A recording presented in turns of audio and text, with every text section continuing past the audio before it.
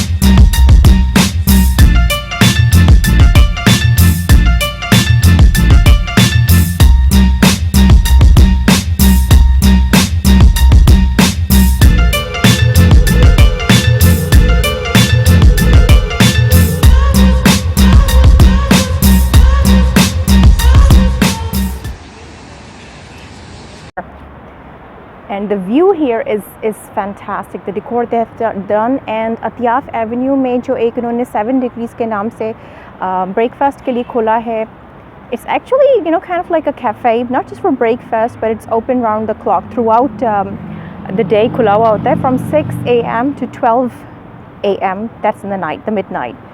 So yes guys, अच्छा, मुझे video सिर्फ ये दिखाने के लिए नहीं बनाना था। I wanted to do the programme as well, so let's get to that. और प्रोग्राम में जनाब आज हम बात कर रहे हैं जो एक बहुत बड़ी तब्दीली आई है दुनिया में। पता नहीं कितने लोगों के ऊपर इसका बराह रास्त असर पड़ता है, लेकिन ज़्यादातर लोगों के ऊपर इसका बराह रास्त नहीं तो इनडायरेक्टली ज़रूर अफेक्ट पड़ता है। और वो तब्दीली है हुकूमत अमरीका की बदलने की। President Trump is gone and जो बाइडन इज़ इन। बहुत सारे लोग समझते हैं कि जो बाइडन बड़ा मुस्लिम फ्रेंडली एक प्रेसिडेंट आया है, जो ज़्यादा रैशनल है, जो ज़्यादा लोगों के दर्द और दुख समझता है। आज हम थोड़ा सा एक्सप्लोर करेंगे कि क्या वाक़ईतन ऐसा है या हमें दूसरी तरह से भी सोचना चाहिए। ये प्रेसिडेंट ट्रंप से कितना मुख्तलिफ है, कितना नहीं, इसको देखते हैं, समझते हैं। सबसे पहले तो आप ये वीडियो देखें जिसमें जो बाइडन साहब से कोई और मुखातिब है, और वो कोई और है उनका अपना अमरीकी फ़ौजी। ही इज़ अ वेटरन, ठीक है। और उसके साथ भी कुछ और फ़ौजी मौजूद हैं। वो इस वीडियो में जो बाइडन से बराह रास्त क्या कह रहे हैं वो आप सुनिए, और फिर हम उस पर बात करते हैं। I'm an Air Force veteran here with some Army veterans. We're just wondering why we should vote for someone who voted for a war and a new war. Kill thousands of our brothers and sisters. countless rockets. You enabled that war. You also gave a medal to a man who enabled that war and caused that war. Your blood is on your hands as well. And you're disqualified. You're disqualified. My friends are dead. So is my son, who was in Iraq. Okay? For years. That doesn't matter, right? You don't think it matters to me. It matters a lot to me. I'm sure it does. I'm sure it does. And I'm not going after your son. You better not. I'm not. No, I'm not going after your son. You're disqualified, sir. Disqualified. The blood is on your hands. Blood is on your hands. No. My brothers and sisters died in Iraq and Afghanistan. And he enabled that to happen. He enabled that to happen. He is disqualified. He is disqualified. No way he can be president. They are dead. Millions are dead in Iraq. He will not be allowed to be president. Disqualified. Trump is more anti-war than him. Fucking bullshit. Fucking imperialists. We actually fought in your damn wars. We fought in your wars. You sent us to hurt civilians. We hurt civilians. You pushed us out to do it. जी नाज़रीन, तो आपने देखा ये video जो Biden इसमें किस तरह से एक डिफेंसिव अंदाज़ है उनका, फिर वो मुंह मोड़ के चले भी गए और वो उनका अमरीकी फ़ौजी बोलता रह गया कि आखिर जवाब दो कि क्यों तुमने हम अमरीकी फ़ौजियों से लाखों लोगों को इराक़ में अवाम को, जो मासूम निहत्ते अवाम थे, उनको मरवाया है। तो ये बहुत बड़ा सवाल है और करना तो ये सारी मुस्लिम रियासतों को चाहिए कि उसको खटेरे में खड़ा करें अमेरिका को और सारे उनके साथियों को कि आखिर कसूर क्या है और कौन इसका जवाब दे। बहरहाल अमरीकी फ़ौजियों ने तो पूछना शुरू कर दिया है कि आखिर क्यों, क्या वजह है कि इतने लाखों अवाम, he is use the word millions, आप इस पर ध्यान दें, 1 मिलियन 10 लाख के बराबर होता है। तो एंड ही सेइंग कि मिलियंस, तो यकीनन तादाद बहुत बड़ी है और वो ख़ुद अपने मुंह से अमरीकी फ़ौजी बता रहे हैं कि उन्होंने लाखों निहत्ते अवाम को, शहरियों को इराक़ में कत्ल किया है।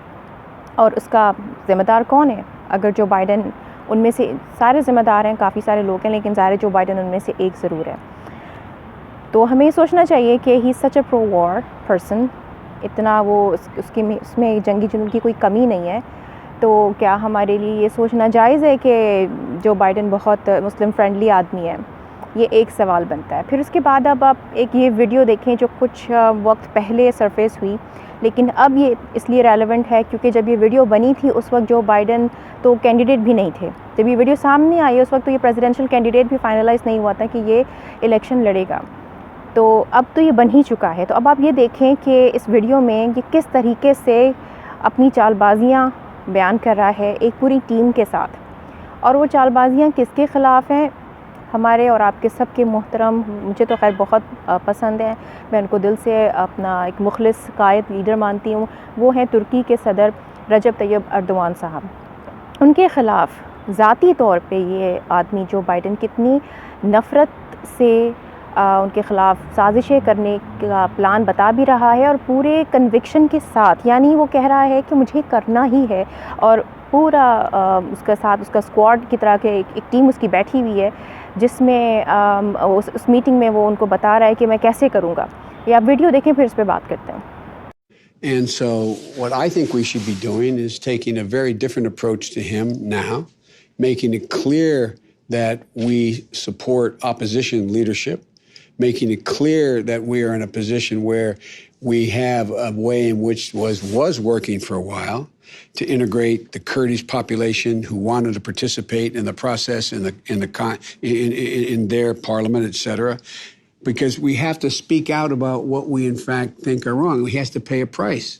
He has to pay a price for whether or not we're going to continue to sell certain weapons to him. In fact, if he has the air defense system that they're flying F-15 through to see how they can try to figure out how to do it. So I'm very concerned about it.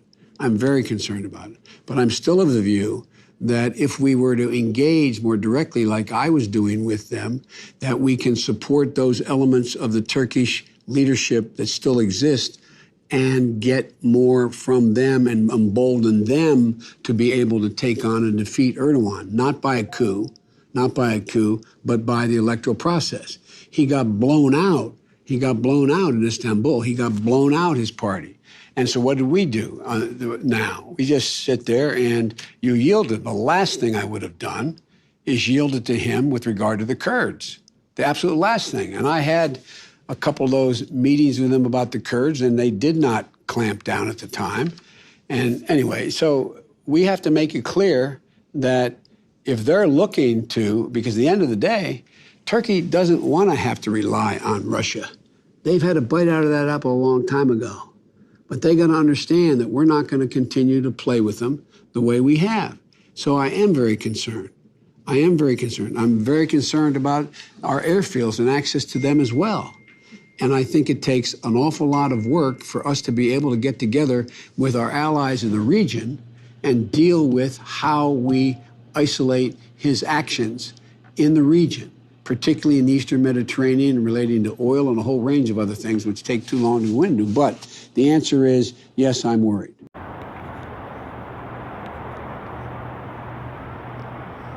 जी नाज़रीन, तो आपने video देखी। मैं उस तरफ से video अपनी नहीं बना सकती क्योंकि वहाँ पे लोग बैठे हुए हैं और आपको पता होना चाहिए कि ये पाकिस्तान की तरह नहीं है। सऊदी अरब में ये बहुत बड़ा जुर्म है कि हम किसी की एक्सप्लिसिटली किसी की इजाज़त के बगैर उसकी वीडियो या तस्वीर बना लें। तो I am very careful in this कि मैं अगर अपनी वीडियो बना भी रही हूँ तो आप देख सकते हैं कि कोई और इसमें शामिल नहीं है और ये बहुत ज़रूरी है। तो कभी भी अगर आप ऐसा करें तो इस बात की बहुत एहतियात करें कि किसी की वीडियो अगर किसी वजह से आ भी जाए तो मेक श्योर कि आप उसका चेहरा ब्लर कर दें या कुछ, क्योंकि ये बहुत बड़ा यहाँ पे जुर्म है और इसमें बहुत बड़ा जुर्माना हो सकता है अगर आपने बग़ैर इजाज़त किसी की वीडियो बनाई और कहीं और नशर कर दी। अच्छा नाज़रीन, तो मैं फिर दोबारा उस वीडियो पे आती हूँ जो अभी आपने देखी। जो बाइडन की वीडियो हम देख रहे थे जिसमें ये एक्सप्लिसिटली यानी खुले अल्फाज में हमारे सबके मोहतरम रजब तैयब अर्दोग़ान जो हमारे तुर्की के सदर हैं उनके ख़िलाफ़ किस तरीके से एक साजिशी जाल बिछाने की बात कर रहा है और जो अल्फाज इसने इस्तेमाल किए हैं उनमें आप प्लीज़ ज़रूर गौर करें। He has used the pronounce he, him, his. अच्छा, ही, हिम, हिज़ से मेरे कहने का मकसद ये कि ये ज़ाती तौर पे सिर्फ़ और सिर्फ प्रेसिडेंट अर्दोग़ान ही की बात क्यों कर रहा है। इसको तुर्की से मसला नहीं है, उसको तुर्की की गवर्नमेंट से भी मसला नहीं है, उसको सिर्फ मसला है एक शख्सियत से जो हैं रजब तैयब अर्दोग़ान साहब, और उनके ख़िलाफ़ ये कैसे अल्फाज इस्तेमाल कर रहे हैं, प्ले। अच्छा, फिर इसने ऑप्शंस अपने सामने कैसे कैसे रखे हुए हैं। सबसे पहले तो इसने वाज़े तौर पे कह दिया है कि ये जाल बिछाएगा उनके लिए, उनको कमज़ोर करेगा और उनके मुखालफिन को मजबूत करेगा, यानी उनके मुखालफिन को पैसे से और जो भी उनको सपोर्ट चाहिए कोई प्रोपेगेंडा करके या और तरीके से जो भी इसके ऊँचे हथकंडे होंगे तो उनकी पॉपुलैरिटी को कम करेगा और उनके ख़िलाफ़ जो लोग हैं वहाँ पे जो उनसे किसी भी हवाले से इख्तलाफ रखते हैं और उनके मुखालफिन हैं तो उनको मजबूत करेगा ताकि हुकूमत का पासा वहाँ पे पलट सके, यानी उनकी हुकूमत को गिराने की पूरी कोशिश करेगा और वहाँ पे हुकूमत ही को तब्दील करना चाहता है ये। And he has used the word के नॉट थ्रू अ कू, यानी आप इस चीज़ को समझें कि इसने इसको ऑप्शन के तौर पे रखा ही क्यों है। ये एक बहुत बड़ी बात है जिसको हमें समझना चाहिए कि वन पीपल स्पीक तो उनके अल्फाज का चुनाव, वो क्या अल्फाज इस्तेमाल करते हैं और we have to read between the lines. हमें सोचना चाहिए कि इसने ये ऑप्शन के तौर पे रखा ही क्यों है। अगर इसकी पॉसिबिलिटी नहीं है कि ये कर सकता है, कू करवा सकता था, फ़ौजी बगावत यानी वो करवा सकता था, या इसने इसकी किसी किस्म की वाबस्तगी नहीं थी उस फ़ौजी बगावत से जो असर नाकाम हो गई, लेकिन उसमें 250 तुर्क अवाम शहीद हुए और बहुत तबाही मची। फिर उसके बाद बड़े पैमाने पे गिरफ़्तारियाँ भी हुई तुर्की में। तो ये हमें सोचना चाहिए कि आखिर इसने इस्तेमाल ही क्यों किया ये लफ्ज़, अगर इसको इख्तियार नहीं था या इसकी ताकत ना होती। तो वी नीड टू अंडरस्टैंड कि ये किस हद तक जा सकता है। तो इसने ख़ुद अपने मुँह से इसको कबूल लिया है कि नॉट थ्रू, उसने ऑप्शन तो उसको रखा लेकिन उसको रूल आउट कर दिया फिर। तो यानी ये इस हद तक गए ज़रूर हैं और जा भी सकते हैं अगर इनको सही लगता है। तो और मुझे समझ में नहीं आ रहा कि एक तरफ ये रूस अगर मुदाखलत करता है इनके इलेक्शंस में तो इनको बहुत तकलीफ़ होती है और ट्रम्प के ख़िलाफ़ बड़ा प्रोपेगेंडा हुआ, बहुत तमाशे हुए, अमेरिका ने इसको हर तरीके से इसकी मज़म्मत की कि किसी और मुल्क को कोई इजाज़त नहीं है कि वो इसके अपने इलेक्शंस में किसी किस्म की मुदाखलत करे या असरअंदाज हो। तो फिर ये बराह रास्त बैठ के इतने खुलेआम सरेआम किस तरह से एक दूसरे इतने इंडिपेंडेंट मुल्क के इलेक्शंस में बराह रास्त मुदाखलत का एतराफ़ भी कर रहा है और कोई शर्म भी नहीं आ रही इसको। सबसे बड़ी बात है कि शर्म भी नहीं आ रही, कोई झिझक भी नहीं है। He feels that he is entitled to it, ऐसा लगता है कि इसको इसका हक हासिल है, और सारी टीम भी बैठी बड़े गौर से सुन रही है। तो एक तो ये चीज़ के मुझे समझ में नहीं आया कि ये ज़ाती तौर पे अर्दवान साहब के ख़िलाफ़ ही क्यों बात कर रहा है, इसको क्या तकलीफ़ हुई। इसने पहले कभी कोई पब्लिक ऑफिस होल्ड नहीं किया है इस आदमी जो बाइडेन ने, मतलब सदारत का तो नहीं किया। ठीक है ये वाइस प्रेसिडेंट था लेकिन सदर तो नहीं था। तो आखिर क्या वजह है कि इसको इतनी तकलीफ़ इस बात से हो रही है कि इनसे क्या ताल्लुक़ हो सकता है ज़ाती तौर पे। तो मुझे सिर्फ जब मैं बहुत गौर करती हूँ उस पर, तो मुझे एक यही चीज़ समझ में आती है कि क्योंकि सदर अर्दवान जो पूरी दुनिया में मुसलमान ममालिक की बढ़ चढ़ के मदद कर रहे हैं, हर तरीके से उनको एम्पावर कर रहे हैं, उनके हुकूक़ के लिए, मुसलमानों के हुकूक़ के लिए बात करते हैं, आवाज़ उठाते हैं। और सिर्फ ये नहीं कि सॉरी अबाउट दैट, यहाँ बाइकिंग भी चल रही है क्योंकि यहाँ पे साथ में मेन रोड है, कॉर्निश है, तो बहुत कुछ होता रहता है यहाँ पे, बड़ी मुख्तलिफ़ किस्म की एक्टिविटीज़ चलती रहती हैं। तो and I love that about this place कि इतने बहुत खूबसूरत माहौल रहता है यहाँ पे, बड़ा पीसफुल भी और बहुत इंगेजिंग भी। तो मैं ये कह रही थी कि आप ख़ुद सोचें कि हमारे सदर अर्दोगान सिर्फ़ और सिर्फ इस वजह से कि वो पूरी दुनिया में मुसलमानों को मजबूत कर रहे हैं, और सिर्फ अल्फाज से नहीं, उनके स्टेटमेंट्स भी आप देखें मुख्तलिफ़ प्लेटफॉर्म्स में बड़े स्ट्रॉन्ग उनके स्टेटमेंट्स होते हैं, बड़ा तगड़ा बयान होता है। मकरान को ख़ासकर उन्होंने बहुत तगड़ा जवाब दिया है उसकी बदतमीज़ी के ऊपर। तो इस तरह से आप देखें कि उनका एक जो रुझान है वो बहुत ज़्यादा प्रो इस्लामिक है अल्हम्दुलिल्लाह, और इस वजह से वो हम तमाम मुसलमानों में, दुनिया भर के मुसलमानों में बहुत मकबूल और मारूफ़ भी हैं, बहुत पसंद किए जाते हैं, बहुत मोहब्बत करते हैं मुसलमान उनसे। इसके अलावा नाज़रीन आप ये देखें कि बहुत सारे ममालिक में, अभी जैसे आज़रबाईजान का बहुत बड़ा तनाज़ा हुआ, उसमें उन्होंने बहुत बढ़ चढ़ के और बड़े खुले आम पूरी दुनिया में एलानिया मदद की आज़रबाईजान की हर एतबार से, और उनको मॉरली भी सपोर्ट किया। फिर पाकिस्तान के लिए भी इतना कुछ कर रहे हैं, हर तरीके से सपोर्ट करते हैं, कश्मीर के लिए आवाज़ उठाते हैं, फ़लस्तीन के लिए आवाज़ उठाते हैं, लिबिया में तुर्की की प्रेजेंस है, इस वक्त सीरिया में तुर्की की प्रेजेंस है। तो अब हर तरीके से देखिए, कतर के लिए उन्होंने बहुत आवाज़ उठाई कि हमें रिज़ॉल्व करने चाहिए इशूज़ को, किसी भी मुसलमान मुल्क को तनहा नहीं करना चाहिए। रोहिंग्या का जो इशू था, जो म्यांमार करता रहा, उसमें भी उन्होंने बहुत साथ दिया मुसलमानों का, और जो उन पर जुल्म सितम हो रहा है उनको उसकी बहुत मज़म्मत करते हैं। तो इस वजह से मुझे यही नज़र आता है कि सिर्फ़ एक अर्दवान को हटाने से मकसद यही है कि मुसलमानों को कमज़ोर करना। इतने ज़्यादा मुसलमान अगर ताकत में आ जाएंगे तो ये बाइडेन क्या कोई भी अमरीकी शायद गवारा ना करे। तो ये बात हमें समझनी चाहिए कि he is not very pro Islamic, और या ये मुस्लिम फ्रेंडली आदमी नहीं है। फिर इसके अलावा अब आप ये देखें कि ये करते क्या लोग। इसने एक दो बयान ऐसे भी मज़ीद दिए हैं जिसने मुझे इस बात पर उकसाया है कि मैं आपसे ज़रूर इस पर बात करूं, और मैं चाहती हूं कि सब लोग इस पर ध्यान दें। सबसे पहले आप ये वीडियो देखें। अगेन अमरीकी फ़ौजी हैं, वो कंडेम कर रहे हैं उस एक्ट को जो इराक़ में उनसे करवाया गया। सबसे पहले इस फ़ौजी की बात सुनें कि ये किस तरह इस बात का एतराफ़ कर रहा है कि इराक़ में कई मुसलमान घरानों को तबाह बर्बाद किया है इन्होंने। ठीक है, वो देखें आप। One of the first things I remember hearing was a little girl crying, and I knew that the cry was coming from the van that was there, and I ran up to the passenger side door with one of the privates who was with me, and we looked inside the van, and the private that I was with started vomiting and ran away because he couldn't bear to look at the children the way they were. What I saw was a little girl. She was probably about 4 years old, sitting on the bench seat with a severe belly wound and glass in her hair and in her eyes. She couldn't blink or close her eyes, and she was crying like it wasn't a pain cry. It was a cry that me having children, knowing that my daughter was the same age as this little girl, waking up from a horrible nightmare in the middle of the night, and just it was almost blood curdling. Next to her, in the middle of the bench seat, half on the floorboard with his head resting on the bench seat, was a boy about 7 years old. I immediately thought he was dead because he had a severe wound to the right side of his head. And in the driver's seat was who I assumed was the father, the way he was hunched over them in a protective manner. And he was completely destroyed. There was no way that he had survived. I grabbed the little girl out of the van, yelled for a medic, and we took her to the house that was directly behind the vehicle. where I took off my gloves, got water and rinsed the wounds, checked for any exit wounds, other wounds that she might have had, and was picking glass out of her eyes with my hands so that she can blink. That's when in the video you can hear the medic say that there's nothing else we can do here, she needs to be evac'd. He takes the little girl and he runs her to the Bradley. I go back outside to the van, and I don't know actually why I went to the van. I thought that the boy was dead and the father was dead, but when I went back out there, the boy took a labored breath, and that's when I started screaming out that the boy's alive, the boy's alive. And I picked him up in my arms and started running towards the Bradley with him, the whole time telling him, it's going to be okay, don't die, don't die.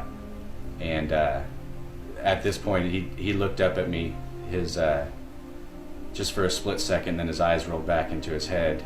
And at that moment, I thought he had died in my arms. But I got him to the Bradley, and when I took him to the Bradley, my commanding officer, or my platoon leader, was there. And he told me that I needed to quit worrying about these MFing kids and to go pull security. At the time, the only thing I could think of was, roger that, and I went to pull security. While sitting on the rooftop, I could hear them firing the Hellfire missiles into houses. I saw the pictures of the families that were in these buildings. There were no armed men in these buildings. They were just families, women, children, who were killed. I got back to the FOB later that day, and I remember thinking to myself, I was like, there's no way that we did that. It had to have been the men on the corner. There was one guy who had an RPG and one guy who had an AK-47.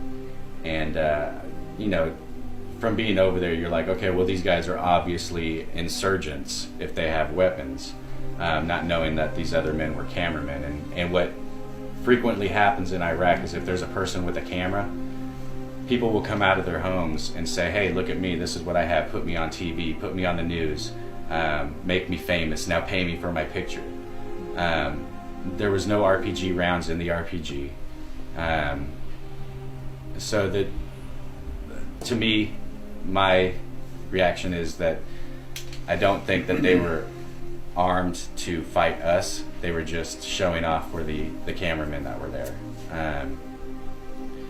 But later on that night in the FOB, while I was washing the blood of the children off of me, I couldn't really cope with it. I was having a hard time dealing with the fact that we did that. The Apaches did that. So I went to my staff sergeant who was in my line, in my chain of command, and I told him I think I need to see mental health. I need to go talk to somebody because I'm having a hard time dealing with what I had just seen, what I had witnessed, what I was a part of. And he laughed at me and told me to get the sand out of my vagina and to quit being a pussy and to suck it up and to be a soldier. And so, you kind of like, okay, well, there's nothing else I can do. So you just kind of you kind of suck it up. You push everything down, you bottle it up. But that anger and that rage sits inside you, and it gets to the point where it just bubbles over. And you get so angry that you start yelling at people who don't deserve it. Family members, your privates, soldiers who are your brothers. And that was just one incident, and I've been saying this for a long time. That was one incident of many that you guys got to see. Things like this happened almost on a daily basis in Iraq. It may not have been an Apache, it could have been a Bradley. I saw a Bradley fire on a van load of children, nothing more than children, and watch the Iraqi police pull bodies out, pieces of children, and the whole time they're looking at it, shaking their heads. And it's again, that was one incident, but you guys can see from that one incident that we shouldn't be there, that we're over there and we're killing innocent people. These are people who are only trying to live their lives, and the best that they can during an occupation. जी नाज़रीन, आपने वो video देखी। अब आप ये भी देखें कि किस तरह एक और अमरीकी फ़ौजी है वो इस बात का एतराफ़ कर रहा है कि अफ़गानिस्तान में किस तरह इन अमरीकी फ़ौजियों ने तबाही मचाई और कत्लेआम किया, कितने घर उजाड़े हैं, कितनी निहत्ते शहरियों को कत्ल किया है। इसमें बच्चे, बूढ़े, जवान सब शामिल हैं। आप ये वीडियो देखें, फिर बात करते हैं। But no, it wasn't God's will. It was my fucking order. I gave the order to fire those rockets into that building, and I killed her family.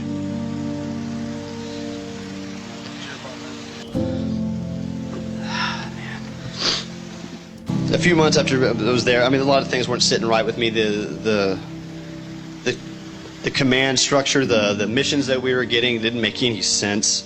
We're going after people, Mujahideen or Muj, and they didn't have any idea which ones were the right ones. We're kicking in the wrong doors, terrifying children, helicopters screaming over their heads at night, and I'm trying to calm the women and children while the men were dragged and separated out and completely humiliated in front of their families. In that culture, it's a very big deal to be treated with respect in front of your family, just as it is in ours. But in this, I mean, it can mean a lot of shame. When I really, really, really came to the point where I knew that what we were doing was absolutely morally wrong was when I was a part of the cordon where we cordoned it off, and then we made operations to move in, and 2 o'clock in the morning we went across the berm and instantly started taking casualties, but started lighting up this city like you wouldn't believe. Artillery strikes going in and planes flying in and dropping 500-pound J-down bombs into obviously civilian areas. I mean,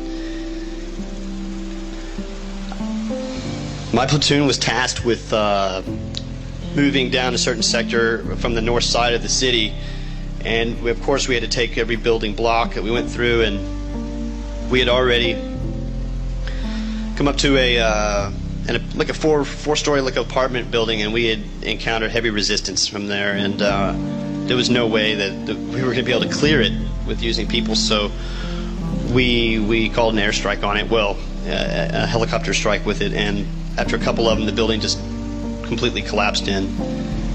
And I was thinking at the time, man, how many civilians could have been inside there? I mean, just like any kind of conflict, there's people that are hiding inside of places that are unable to come out of these buildings out of fear that they're going to be killed by the enemy or our enemy for leaving, or out of fear that they're going to get shot in the streets, because when they do, they come out and they do get shot in the streets trying to get away. We moved down another block and we came up to a smaller building, and my squad was tasked with taking this building, and the doorway, there was fire coming out of the doorway, machine gun fire, and from the windows. So I had an attachment of SMAWs, which are rockets, a two-man team of rockets, and you can use these rockets to blow holes, make another doorway, if you will, in the side of a building. So I gave the order for them to use the missiles on the building. So we hit it, and then we stormed into the building, and there was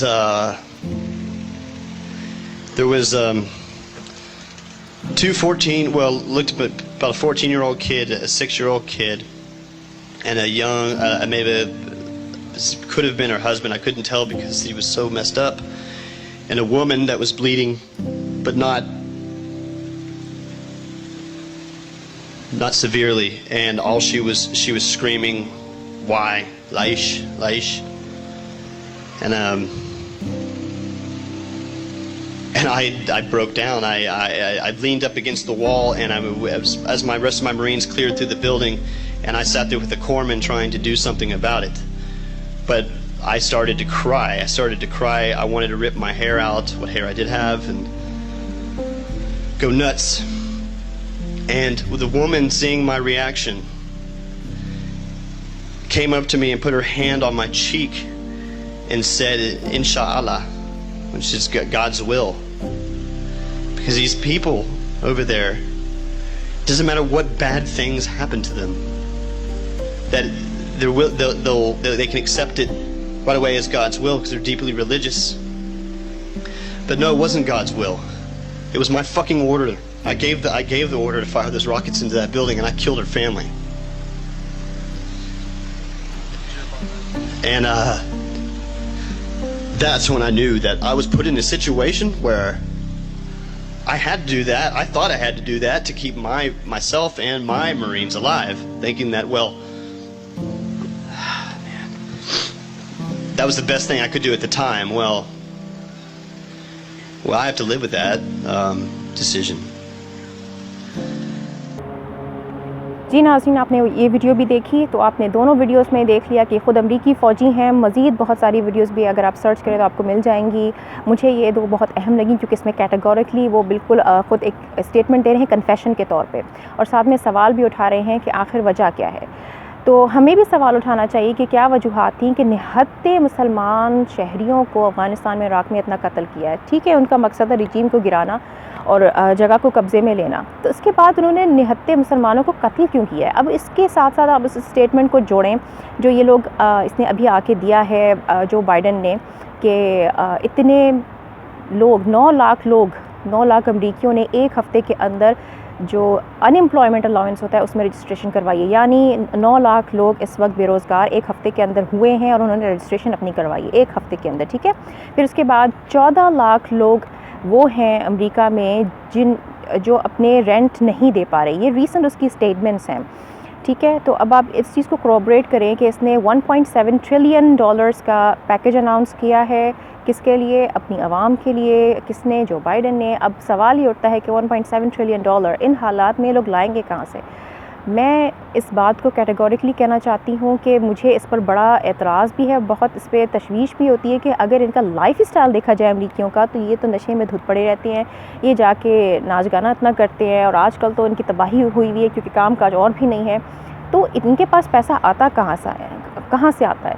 नाज़रीन, I have to से this कि over a period of time, इतने सालों में मैं जो उनका pattern देखती हूँ वो यही है कि जब इनके पास खिलाने को अपनी आवाम को पैसे नहीं होते, ये किसी न किसी मुल्क में घुस जाते हैं बहाने से।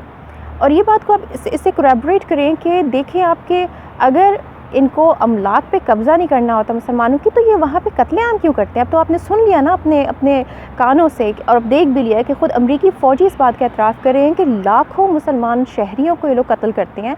तो उनका मकसद क्या होता है?